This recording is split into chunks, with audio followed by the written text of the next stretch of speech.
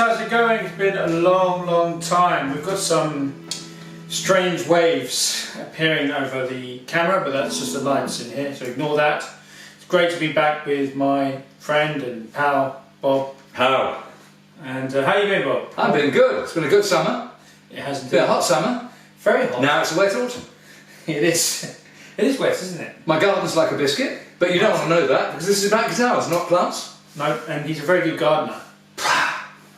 So where are we though today, Bob? Where are we? We are at Daniel's Guitars secret workshop, right, in Surrey.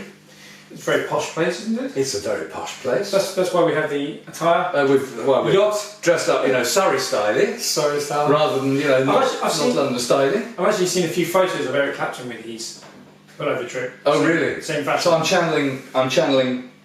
There's a bit of Clapton about you. There's something Clapton-esque. Like age. No, I'm not saying that. I'm saying that. Comes to us all. Interestingly, I heard this the other day. Clapton is actually younger than Beck. Yes, he is. Yeah, and I think he was younger than Peter Green. Could be. Yeah, Peter Green was influenced by Eric Clapton. Yeah. So it's kind of like one of Peter Green's heroes was younger than him. But shit happens. Little factoid for you. I mean, there are people growing up now who are, 2-3 generations younger than me, and they can play the guitar better than me. Well, so I would say that. I could worship them. We could take it all the way. But they don't have the heart and soul that you have. Oh, they're just the wizened old sultana-shaped organ that used to be someone's heart. The experience, the experience. And as for the shriveled brain, now the size of a very, very small hazelnut, as a result of alcohol and other narcotics. But you make up for it in other parts. I make up for it with my wit and repartee and stunning good looks. Absolutely. So there you go, guys. Oh. But anyway, back to this video. Enough philosophy. Yeah, we're in sunny, wet Surrey. Surrey. It's dry today. It's dry today. With a view of a lake, some go-karts, some sheep. And what's really interesting about this place is they make tanks. Apart from guitars, they actually make tanks. And we're going to show you some of the tanks in the video. There's a bloke in the next unit who refurbishes wartime tanks, particularly German Panzers. And this garage next to us is full of tanks. And it's like, there's 5 parked in the place below us, and there's another 5 outside. Bloody tanks everywhere. It's like, hang on, are we at war? Well, yes, we are. Technically, we are. We are. I mean, no, we're not going there. We're not going there. No, we'll stop here. I was going to say a joke about Lizz Trust, but topical. You can tell what day we're recording it on because, of course, Lizz Trust is now. She's about 27 hours into her prime ministership. Wow. I mean, what I'd say about her is she's a kind of not that I was ever a fan of Margaret Thatcher, far from it, but I'd say Margaret Thatcher was a lot more intelligent than this wannabe. We just don't know. But she's channeling her like crazy. Watch the media. I don't think she's got the brains of Margaret Thatcher. Not that I was a fan of Margaret Thatcher. I hate tell you what, never imagined this was going to go like this. Shall we get back to the knitting? Yeah, let's get back to this. Yeah. So here we are at Daniel's Guitars, and we are actually playing a couple of Daniel's guitars, aren't we? I mean, the thing about Daniel's guitars is that Darren, who makes them, Darren Horton, good friend of this show. Yeah, very good friend. He's kind of like he's just kind of always there, isn't he? He's been there from the beginning. One of our friends, and but what's interesting is he just makes everything. So from jazz masters that you're holding here to the kind of this is more a more flamboyant shape of one of his new incarnations, which is a really cool guitar, as you just heard on the intro. But he's just made everything, Gibson style, Fender style, and everything in between. So he's really sort of a versatile luthier, He's a very, very good maker too. I mean, I'm lucky enough to live in a household full of, nice old guitars, and I really like old guitars. And not many people who make guitars can make guitars that feel like old guitars. Everybody's trying, including the original makers, and they can't do it either. No. Right? This gentleman can. Yeah. He hits the spot most of the time. Yeah. Whether with conventional shapes or slightly more, unique shapes, he hits the spot. Yeah. So we're going to talk about this. This is actually one of his latest guitars. This is called. Do you know what this is called? I don't. The Pugilist. The Pugilist. It's the Pugilist. This is called the Pugilist. And it's going to be on. It's going to fight them all And it's going to be on show at Campton, isn't it? It is, yeah. Yeah, so I mean, we're all going to be at Campton. Yeah. So come along to the Campton Park Yeah. show. Yeah. Assuming you're in the I'm going to be UK. demoing some of your guitars, aren't I? I'm going to be playing. Well, I'm we're going to be coming. going to at some point compare that to Bob's Yeah. 58. So guys, Bob's going to be there at Kempton Guitar Show, and I'm going to be there. We're going to be on the opposing stand, so I'm going to be with Darren. And I'm going to be with David Plews, who is the co-author of the Burst Believers and Goldtop Believers series, and I am led to understand that we're going to have a show of quite a few nice old tasty vintage guitars, including maybe one or two of mine, but also some other bursts. So I think, and you get to hang out with this fine gentleman. I mean, what could be better? It's worth the price of admission alone. I could bore for hours, couldn't I? Yeah, and you can speak to him as much as you like. You can even ask for his autograph, you know, and join his fan. Second prize is not to. So, and I'm going to be demoing some of Darren's guitars, so come and have a chat with me or Bob. Bob and I will be hanging out, we'll be hanging out, won't we? We will be hanging out. We are friends outside this, aren't we? We are. So it's not just for show. We are, and believe it or not, we actually have got other friends as well. He is not my only friend. Okay. Well, there's only two, but they're going to come too. Yes. So both of his friends are coming.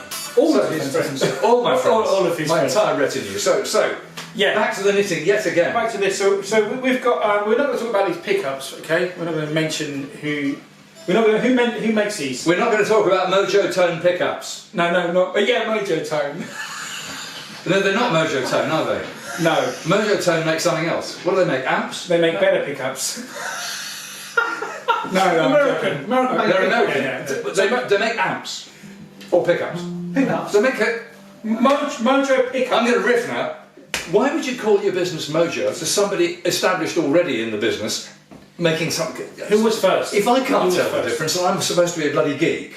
Well, who was first? Mojo. Imagine you started up a car company and you called it Volkswagen. Exactly. You'd be fucked, wouldn't you? Yeah, or Volts. Or Volks. Volks UK. What's going on? Sorry, I never realised. I thought they were synonymous. They're different. No, there's two different. What do I know? So Nothing. Mojotone are Nothing. from America, and they're the good ones. Yeah. Wink. Oh. The Mojo Pickups. They're not from America. Okay, Mojo Pickups are from the UK, and they're not so Keep good. it clean. Keep it clean. Because everything American is better than the UK. So gross. Right, everything American. I'm not American. Okay. Yes. You got me. Checkmate. Hey, you got me. You know, You need one of the close-up cameras when you said that. I'm not from America. Jordan Peterson on Channel 4. You got me. Did you watch that? No. Don't worry about it. Anyway, so I digress. Yeah. So Yes, you do. I'm joking about, of course. Mojo UK pickups. Yeah, they're all right. They're not bad. Mojotone USA pickups. I don't know. I've never played them, so I don't know. Not right. So anyway, this features Mojo. Mojo I pickups. stand corrected. But we're not going to go into that because for details I won't go into. But anyway, this guitar is beautifully finished. This is the thing, right? For me, I'm not the thinnest guy in the world. Yeah, I'm not fat. Well, I wouldn't call myself fat. Would you call me fat? No. Thank you. Thank you very much. But this is the thickness I need. So this is what, because when you pick this up, guys, you're not going to know, but this is really lightweight, but it's got this lovely thickness to it. You know, it's not a thin. I don't actually like thin guitars. Thin guitars and myself, except on a Firebird or something. But generally, I like this nice thickness. It's very, very light. We're talking 7 pounds, 6 pounds, whatever. And then you've got a Les Paul. You've basically got a 1959 Les Paul neck. So this is. So really, essentially, this is a 1959 Les Paul. The body shape is obviously different, but really, if you could imagine, It's all built the same way I build a burst. So if you can imagine a different headstock and a different shape, this is basically a 1959 Les Paul. And what Darren, we can't. Some of Darren's work we're not at liberty to talk about, because you might get in trouble, right? It's top secret. Yeah, so we can't talk about that. But all I will say is, if there's anyone in England that's great, that knows about a real Les Paul, it's Darren. If anyone that can, or should I rephrase it? If anyone could build a replica of a real Les Paul, it would be Darren. Of all the replicas I've played, owning one, I take an unnatural interest in replicas. His are by some way the best. Yeah. Some of them people really revere and change hands for quite a lot of money now. Yeah. I'm sorry, I think they're pants. So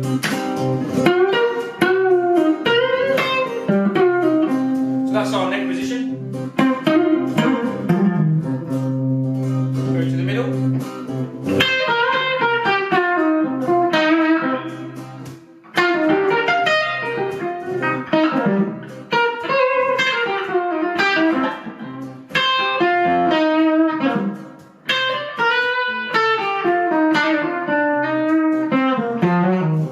To the bridge here.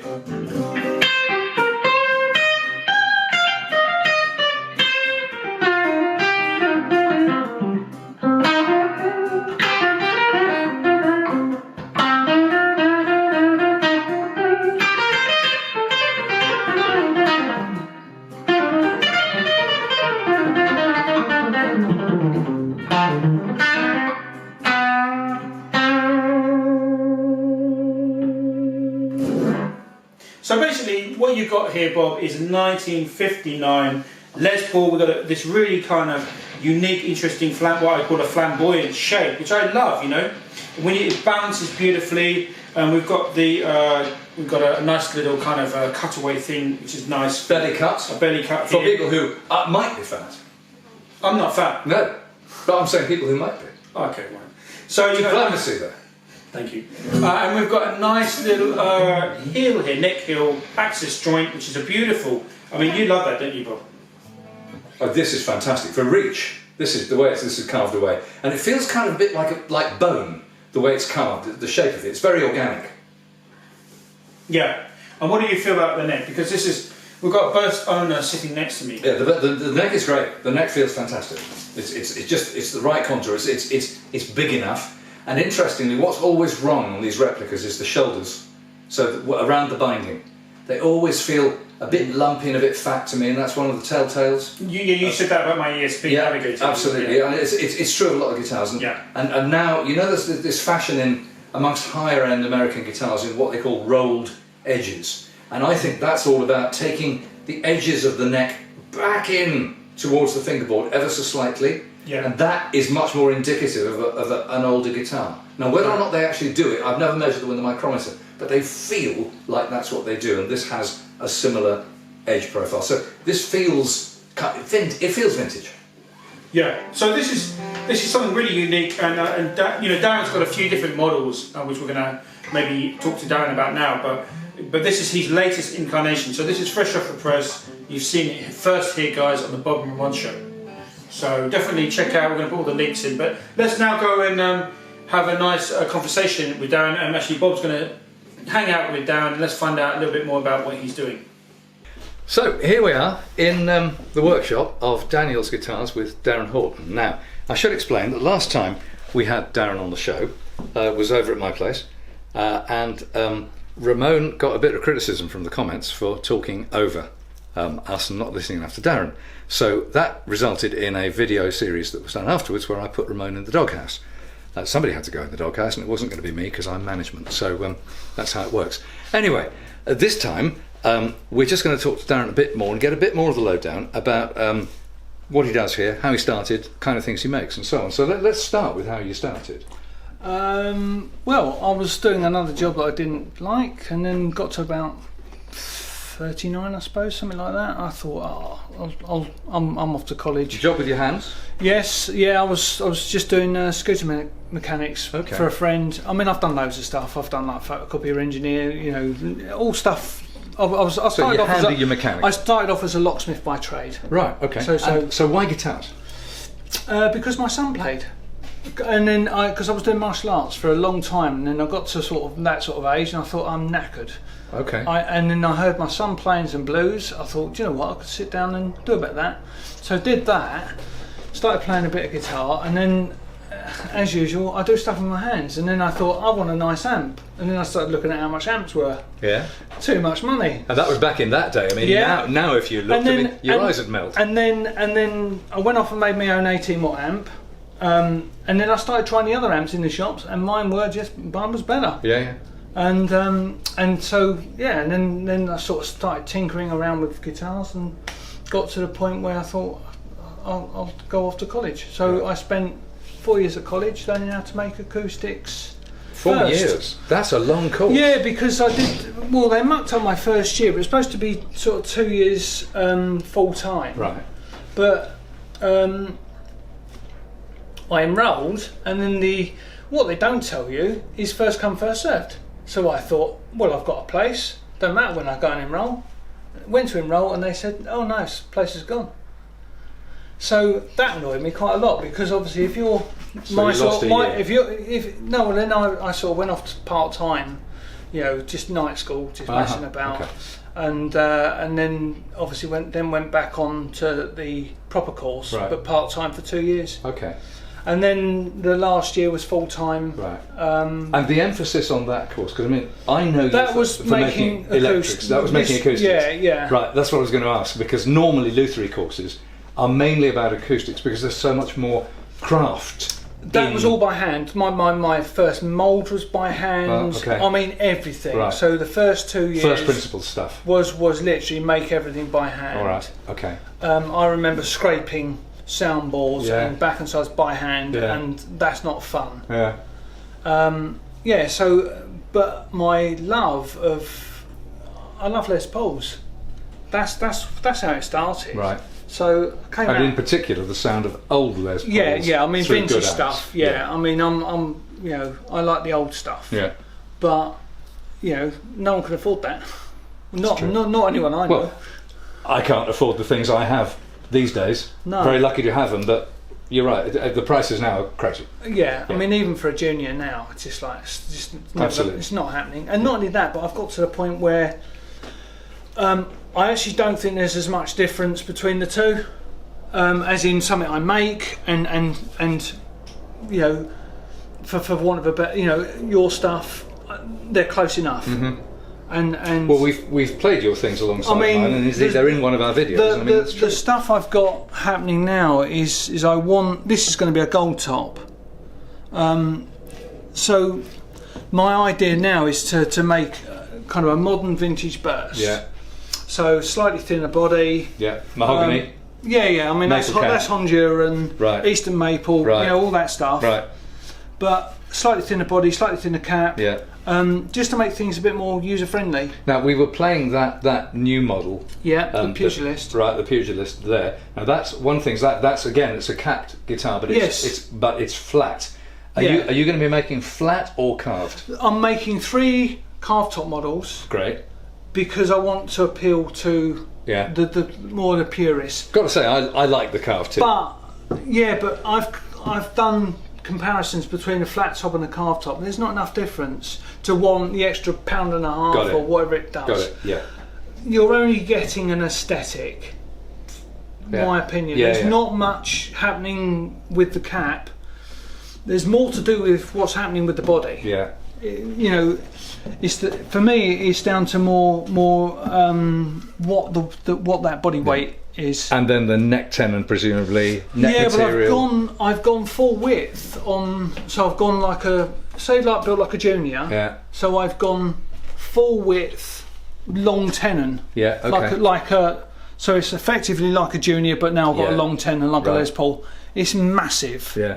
It's a massive joint. Fantastic transfer. But what this allows me to do is fully carve the whole area. I want to sculpt the whole lot. Yeah, of course, because your heels are one of the modernistic features of your Yes. guitar, because they're really carved backs, Yeah. lots of upper access. It's about comfort. Yeah. For a modern player. This one's different. That one's got a modern 2-way truss rod. Right. But I've built with that. I've built with vintage truss rods. They're just different. It's like my thin line telly has a different vibe to my vintage type telly. Yeah. The vintage type telly more woody. I get more chime out of the thin line. I Right. mean, it's just more musical. Right. Okay. But in these are solid guitars. They're not chambered, are they? No. And do you ever do chambered guitars or not? Yeah. Do you? Yeah. Do you not find the thing about chambering? I think it's very clever because it reduces weight. But don't you find it adds another dimension of unpredictability?